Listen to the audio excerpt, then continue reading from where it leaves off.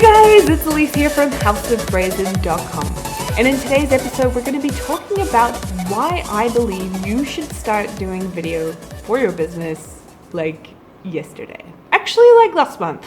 So if you've been following me a while, you will have seen that I actually introduced video into my business on House of Brazen back in January 2017. And the reason I did it was for a few things. I wanted to test out some marketing strategies and see how it impacted my audience, and also to get over my fear of being seen. But in the process of doing that, I actually had such a huge improvement overall in my business happen that I couldn't not put it down to starting video. So the 3 reasons of why I think you should start doing video are this.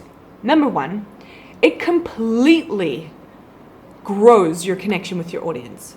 The second I started doing video, it was like me and my audience went from friend zone, like acquaintances, to like BFFs. It was like all of a sudden they felt more free to connect with me, to share with me more about themselves. And I put that down to the fact that it's a visual aspect, right? You can kind of only get so far with words. You can't see a person. You can't hear them speaking when you're reading their words. So the second that you put a visual aspect in and they get to actually see you and see your personality and see how you talk and how you act, it helps them form trust with you. So the connection with my audience went like, I had a ton more comments and responses to my emails, and it was just awesome. Number 2 was that I was able to get in front of more audiences. And what I mean is, because when you're just doing a blog post, a written blog post, you can only promote it in certain places, like on Facebook, on Twitter, on Pinterest, right? You can promote them on social media, and kind of that's about it.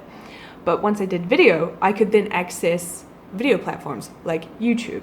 So I host my videos on YouTube, and now I am able to access that community of people who are looking for that information on YouTube. And from there, I've got a ton of subscribers.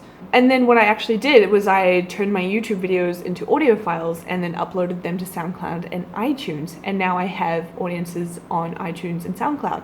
3 platforms I did not have access to when I was just writing blog posts. Now that's huge, huge that you can get in front of new audiences and find where more of your people are hanging out, because that's kind of the point, right? And number 3 is that my income, my sales went like, whew. And it's not a coincidence, because the second I started doing video was when my sales went like way up. And again, I have to put that down to the visual aspect. It's like once people actually see who you are, it's a trust thing. They form more of a trust with you. I can't track it, unfortunately. Maybe I should try to, but the second I started doing video, my sales increased. Now, if that's not a reason alone of why you should start doing video, I don't know. I don't know what the hell will convince you. But in saying that, I want to tell you about an interesting thing I discovered when I stopped doing video. So I was doing video for about 4 to 5 months from the beginning of January, and noticed a huge improvement, a huge impact in my business and how people interacted with it. And then a big life change came up, and I stopped doing video for a while. And although my sales didn't decrease, the interaction and connection decreased. And I found that fascinating, because even though my audience knows that I have done video in the past, it's still, kind of severed that connection a little bit, which was a real eye-opener. It didn't change my sales still increased, and marketing-wise, it changed a little bit because I wasn't putting content up onto like YouTube, SoundCloud, and iTunes, but I was promoting my written blog posts on the regular social media platforms.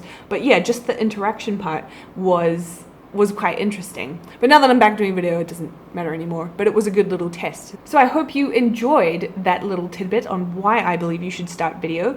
And if you are doing videos yourself, please let me know in the comments below.